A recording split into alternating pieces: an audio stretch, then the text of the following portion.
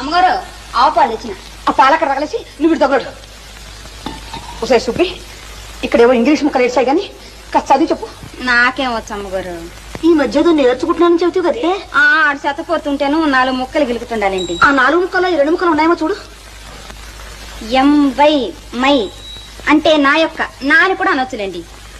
డిఈఏఆర్ Deere అంటే దుప్పండి.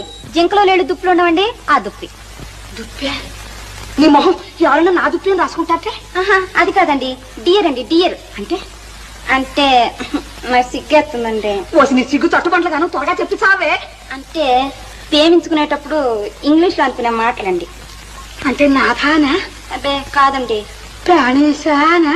అవన్నీ పాతకాలపు మాటలండి. ఇప్పుడు వాటిని ఎవ్వరూ ఆడటం లేదు. మరైతే ఏమిటి చెప్పవే?